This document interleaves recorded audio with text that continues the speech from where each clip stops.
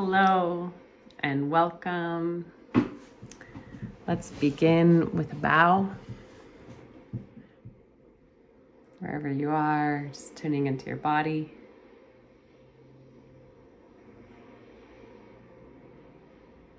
Taking a moment to recognize what's present for you.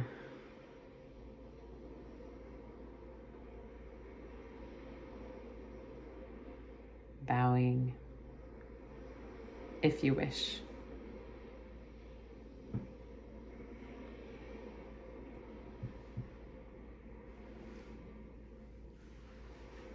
Today we are going to be talking about inherent wakefulness and the fear-based contraction.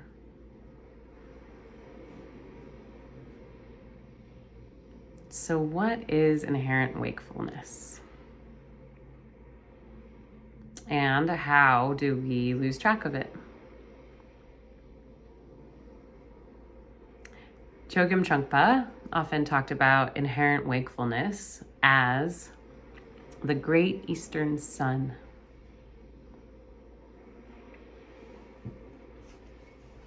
In his book, Shambhala, The Sacred Path of the Warrior, he says, the way of the great eastern sun is based on seeing that there is a natural source of radiance and brilliance in this world, which is the innate wakefulness of human beings.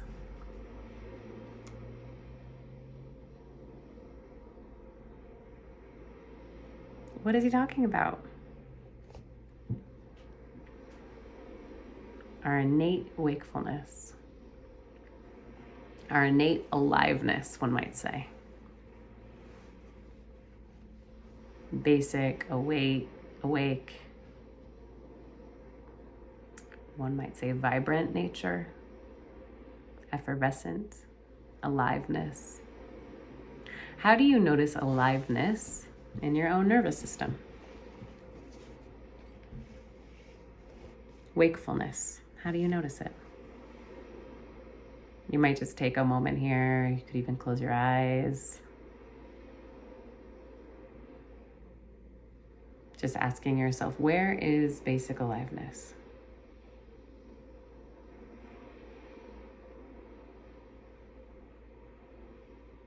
Where is the wellspring of your aliveness? Awake, effervescent, illuminating. Where do you sense it?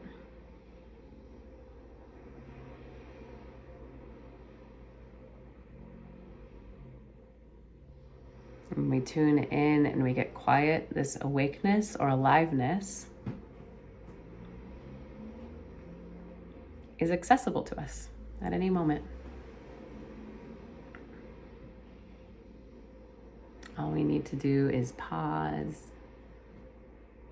and sense inward.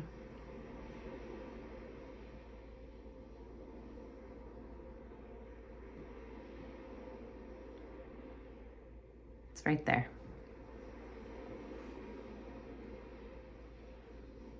How do you notice it in your own system? Chogyam Trungpa describes this experience as the dawn of the great eastern sun. And he says it is based on an actual experience. It's not a concept. You recognize that you can uplift yourself. You can appreciate your existence as a human being.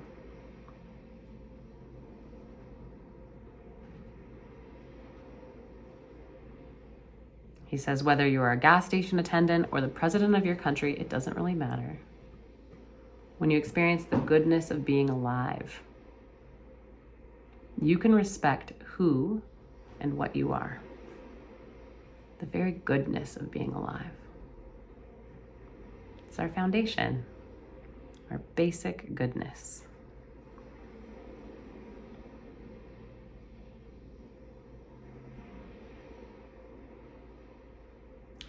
basic goodness is one of the fundamental concepts in contemplative psychotherapy. It's so important that we can hold this as our compass or our true north as therapists. Another word for it is brilliant sanity. Knowing that our clients are basically well. They're inherently good. They have the capacity to heal and to change. And sometimes we get clouded by clouds of delusion. But that the sun is right behind the clouds. And if we slow down and we get curious, we can find the sun. We can help our clients find their basic awakeness, basic aliveness, inherent goodness, brilliant sanity.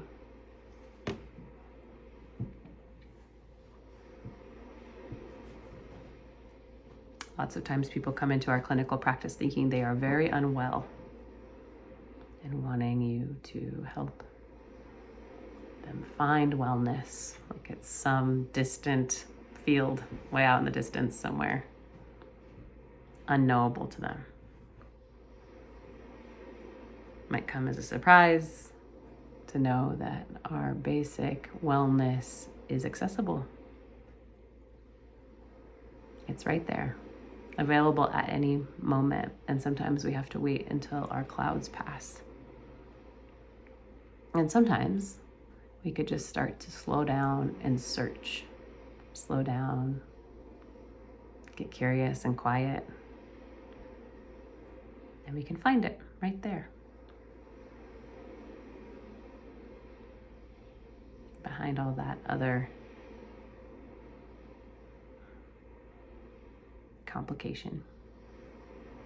This inherent wakefulness is the wakefulness we're born with. You can think of seeing a little baby. I have a 7-month-old. You look at a little baby and you just see their goodness, their aliveness, their awakeness, their basic energy. Both of my children, whenever they wake up so happy, like ready to go. They're just right there, so precious and ready to face the world.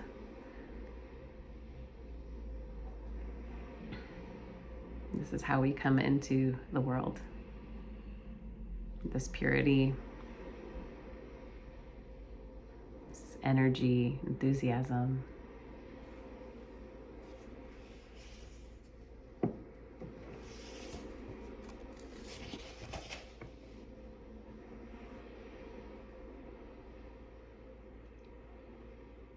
So this is really based on beginning to appreciate ourselves and appreciate our world. It's a very gentle approach, the great Eastern Sun reality.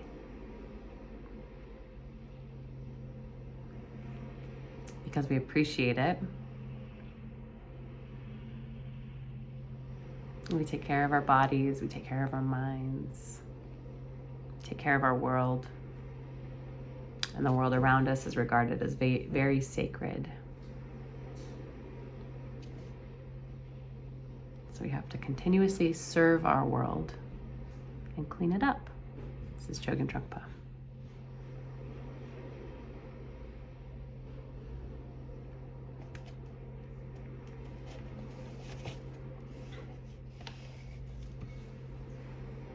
How do we clean it up? Come in with these clouds. How do we clean up the clouds? We can allow them to pass. We can start to orient towards our basic health and wellness.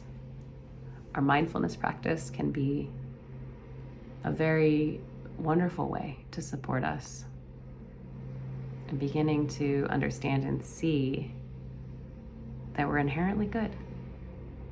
We're inherently well. We're inherently sane. That is our basic foundation of being. This view separates us from more pathologizing views of psychology that focus only on illness or the ways in which we're broken. This view states that our fundamental identity is based on wellness. If we slow down and we get curious, we can see it. And orienting towards us helps us take care of our lives, our minds, our bodies, our world, as Chogyam Trungpa is talking about. And not only is it our foundation, but it's accessible to us in every single moment. This is a radical view, every single moment.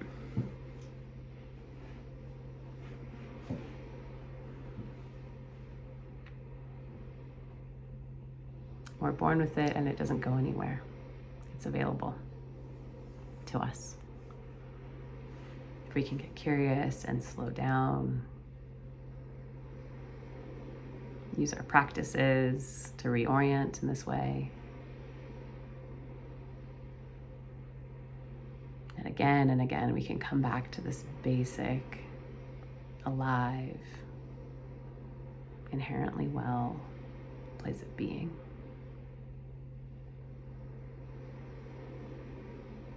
When I first heard about this concept as a student, I thought it was crazy. How could it be true that I'm brilliantly sane? I thought my teachers were lying to me. I was like, everyone else maybe has this brilliant sanity stuff, this basic wakefulness. Not me. They are wrong, I thought. This is the lie they're telling us at this school. I was so confused. I went out on a limb and I said, I'll try to believe you. I'll stretch. I'll look. I'll hold it as a view. I really didn't believe it at first because I was so bogged down by my internal state and my suffering. It was quite hard for me to believe this idea that I was fundamentally good and okay. I was fundamentally well when I had been hurting so much for so long. And I didn't know how to work with my human conditioning. I didn't know how to work with my emotions. I didn't know how to work with my addictions. I was really suffering with an eating disorder at the time. Didn't know how to work with my my neurosis. And I didn't realize that those things were clouds. They were clouds, and they were getting in the way of the sun. And that sun had actually never stopped shining, even though it was very dark for me internally. It was actually always there. And it took a lot of just sort of being willing to lean into the potential of the idea until I could actually believe it for myself. So I would say, as you're studying this, if that's you, if you are like, what? This doesn't make sense. It's okay. Maybe you too could take a leap of faith and get curious. Can I start to lean into and study and get curious about my own inherent wellness, my own brilliant sanity, my own basic goodness?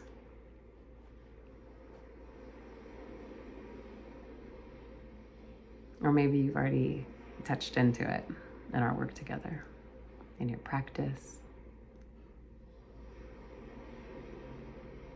Maybe you've had a glimpse of it.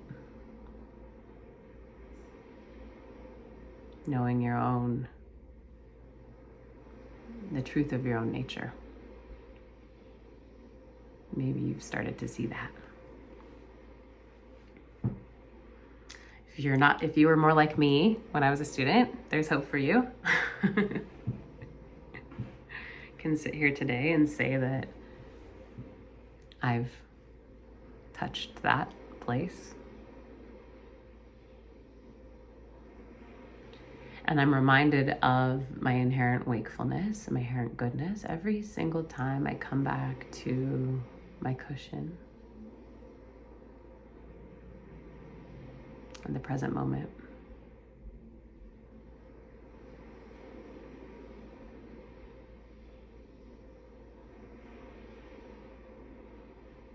In each moment, again and again, there's that potential, even when the clouds creep in.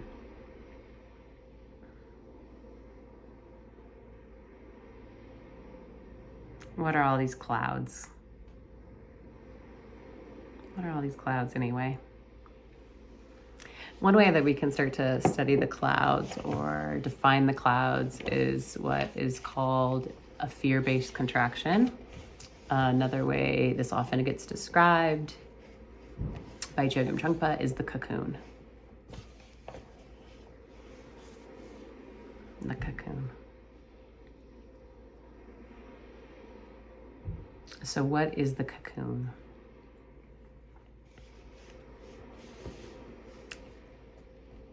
Again, Chogyam Trungpa says, the cocoon, this is chapter 7 of Shambhala, Sacred Path of the Warrior. The way of cowardice is to embed ourselves in a cocoon in which we perpetuate our habitual patterns. When we're constantly recreating our basic patterns of behavior and thought, we never have to leap into fresh air or onto fresh ground.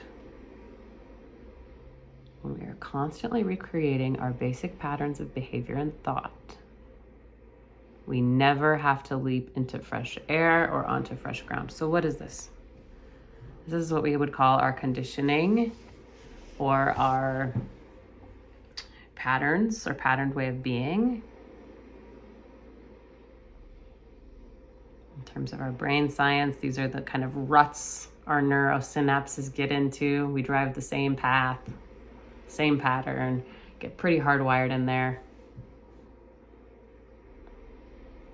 You know, in the neuron language, it says whatever fires together, wires together. We get these patterns and we start to just go through the motions and we lose the freshness or the opportunity of having a new experience or experiencing the world as it is, because we're often operating from this history, these patterned ways of being.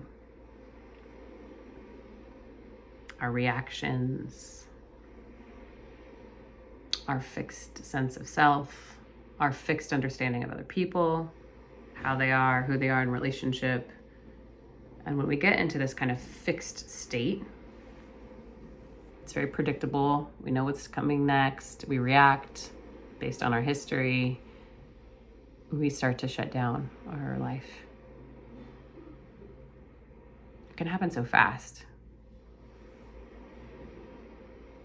We're just right back into the same fight, the same internal struggle, the same coping mechanisms, the same, you name it. What is yours? What does it look like for you? How do you shut down your reality and create these patterns or recreate these patterns? What are they for you? This kind of can be considered like being on autopilot.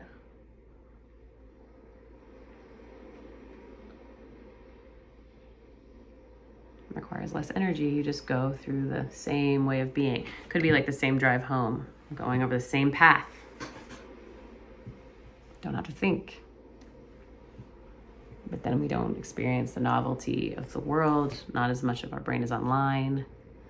We're just sort of acting out of this unconscious way of being. It also could show up as our relationships to substances. So when we talked about the dawn of the great eastern sun, that's really this basic awakeness, but often we get accustomed to this shut down space, the cocoon. We get accustomed to the darkness of the setting sun world, says Chogyam Trungpa. So we enclose ourselves in a familiar world in which we can hide or go to sleep. It's as though we would like to re-enter our mother's womb and hide there forever so that we could avoid being born. When we are afraid of waking up and afraid of experiencing our own fear, we create a cocoon to shield ourselves from the vision of the great eastern sun. We prefer to hide in our jungles and caves. And when we hide in this way, we start to feel secure. we might think that we have quieted our fear, but we are actually making ourselves numb with fear. We surround ourselves with our own familiar thoughts so that nothing sharp or painful can touch us. We are so afraid of our own fear that we deaden our hearts. The way of cowardice is to embed ourselves in this cocoon in which we perpetuate our habitual patterns. When we are constantly recreating our basic patterns of behavior and thought, we never have to leap into fresh air or fresh ground. Instead, we wrap ourselves in our own dark environment where our only companion is the smell of our own sweat. It's a pretty bleak image, huh? Smell of our own sweat. We regard this dank cocoon as a family heirloom or inheritance. We don't want to give that bad, good, bad memory away. In the cocoon, there is no dance, no walking or breathing, not even a wink of the eyes. It's comfortable and sleepy, an intense and very familiar home. In the world of the cocoon, such things as spring cleaning have never been known. We feel that is too much work, too much trouble. To clean it up, we'd prefer to go back to sleep. So we start to sleep. It's a very sleepy space. Could be considered the unconscious, sleepy, unknown, known. We get kind of comfortable in there. I mentioned earlier when I was younger, I really suffered with eating disorder. That was part of my cocoon.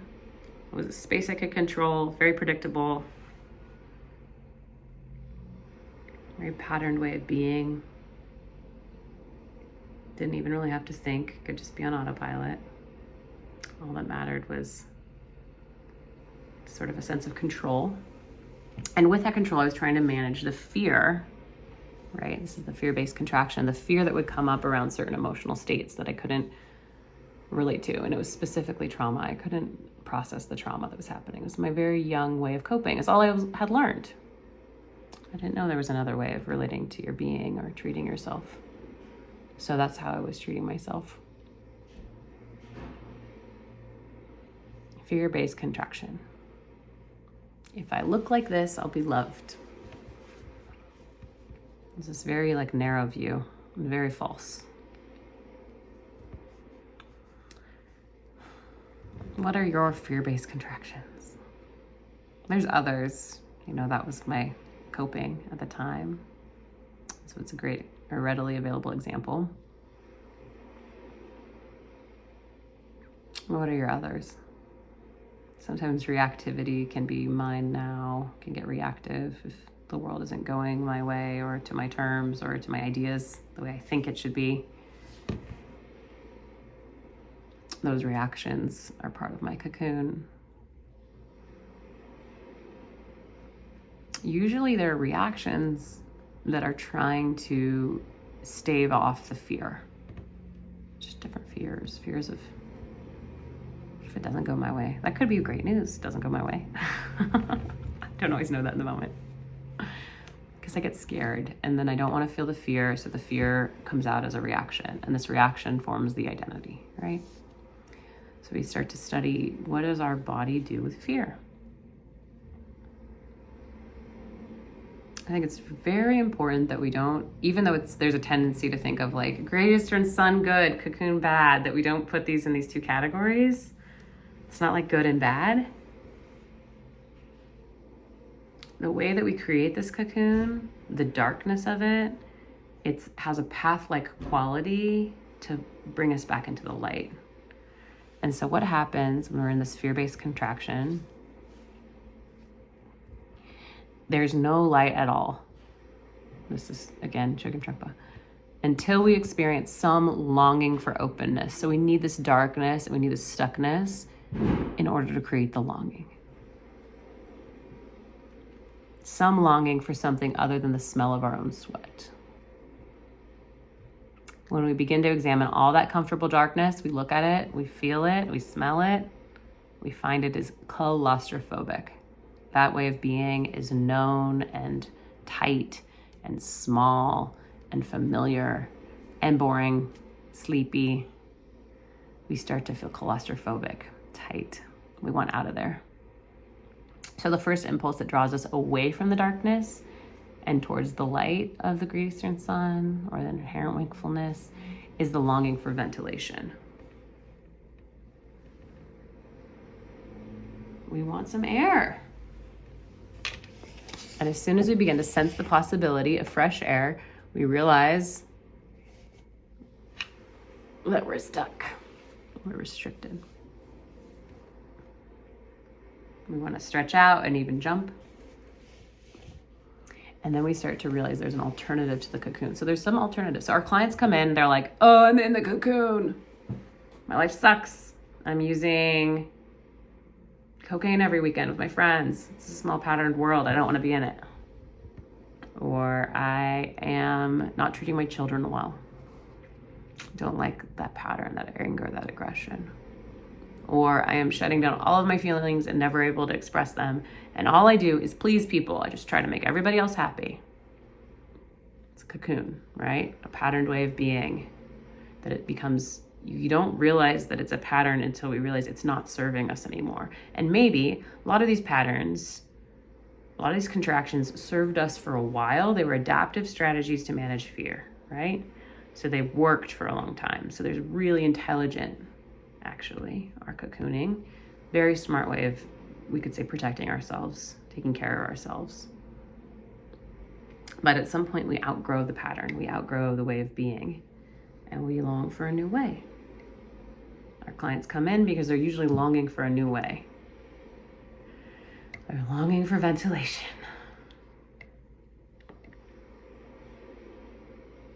The way that we find ventilation, we have to pretty much get pretty uncomfortable in there, stuck, smell the own sweat, kind of gross, kind of not liking who we are when we look in the mirror, wanting a new way of being.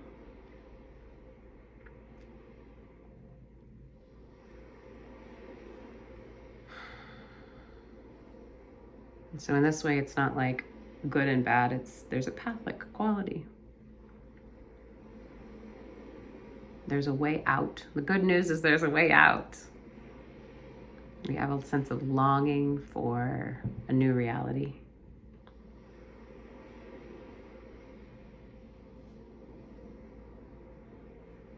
I think this is really beautiful, this piece. Once we realize that the degraded cocoon we have been hiding in is revolting, we want to turn up the lights. But we are simply opening our eyes wider, constantly looking for the brightest light. So we catch a certain kind of fever, the fever of the great eastern sun. But again and again, so even if we start to get drawn towards our wakefulness and we start to see it, we start to feel better. Oh, I'm not doing those patterns anymore. It's very nice. We start to really see it. We should reflect back to the darkness of the cocoon in order to inspire ourselves to move forward. We have to look back to see the contrast with the place we came from. We can't forget. We can't forget what we came out of or what we've come through. This is so important that we remember the patterns that we once lived by and that are suffering, because it allows us to appreciate our inherent wakefulness, our inherent way of being, the work that we've done to come to where we are now. So we always want to look back and not forget. If we don't,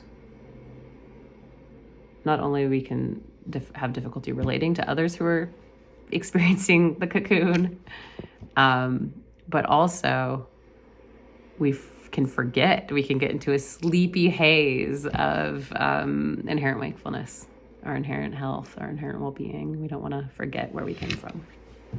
The contrast helps us keep moving forward towards more and more wakefulness. And then our little setbacks are just that. They're opportunities. Our little setbacks become opportunities, or our big setbacks become opportunities on the path to continue to lean into and learn how to wake up and to take care of ourselves and to trust the process.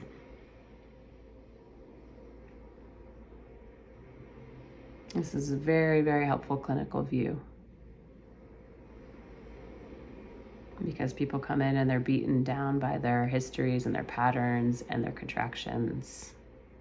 And it's so important that they can be reminded of the goodness that is within, that it's accessible, and that coming through it is worthwhile. It's not only worthwhile for ourselves, but being able to do this work and actually come back into our inherent wellness allows us to be of service to others. It allows us to relate to others who are suffering. It allows us to keep an open and tender heart to others' contractions, and to stay open and trusting of both the contraction and the expansion, or the fear-based contraction and the inherent wellness. And we can bow to both as part of our path. And part of our way of really being in relationship and being of service to other people.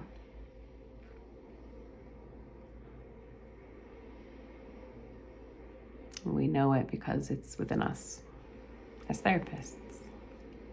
We know it because we know our own humanness, our own struggles, our own strife. And we know that there's a path to more freedom and a greater and more health-oriented way of being.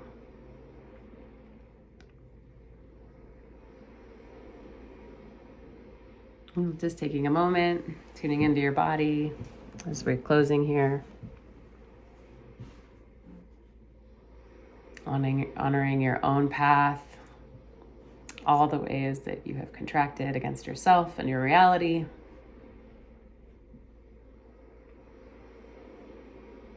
And the opportunity to come closer and closer, again and again, to your own wakefulness, your own wellness that can be available in any moment, including this one.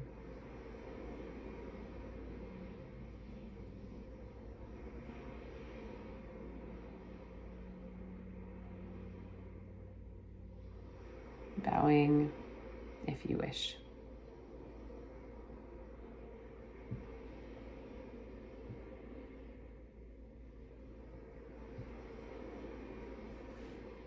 Thank you, everyone.